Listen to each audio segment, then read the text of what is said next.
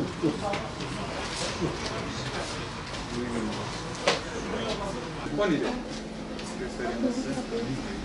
çocuk var mı?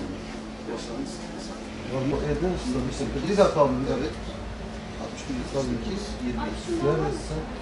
61. Buyurun abi.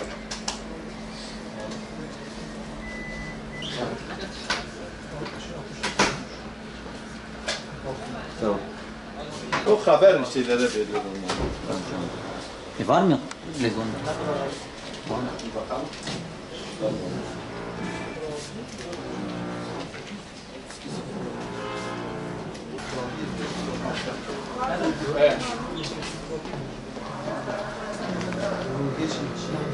Koronavirüs dolayısıyla millet biraz tedirgin oldu. Yani tedirgin olduğu için özellikle Kur'an-ı Kerim, dini kitaplara biraz daha 30 cüz Kur'anlarına daha fazla rağbet oldu. Şu anda mesela okulların kapalı olması hesabıyla daha fazla test kitapları, çocuklar evde oldukları için daha fazla yani dışarı çıkamıyorlar, ders çalışıyorlar. Bu konularda biraz rağbet var. 3 aylarda olduğumuz için her sene 3 aylarda Ramazan'a doğru daha fazla Kur'an-ı Kerim, dini kitaplar falan da satıyorduk.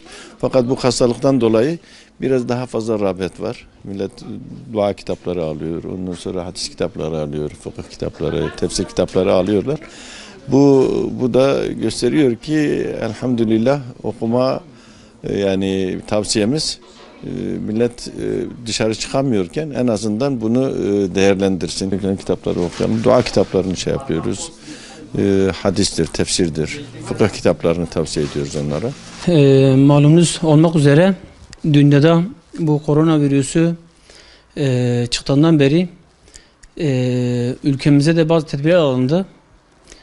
Özellikle insanların, bireylerin evde kalmaları tembihlendi. Bu süreç içerisinde evde kalan bu dönemde zamanı iyi değerlendirmek için kitap ağırlıklı olarak, kitap okuma olarak daha çok zaman geçirmek gerekiyor. Bu süreçte dini kitapların özellikle daha çok bir rağbet gördüğü, özellikle şifa ve bu salgın hastalıklarını konu alan kitapların daha çok bu aralar rağbet gördüğünü görmekteyiz. Bu da güzel bir aslında gelişme kitap açısından.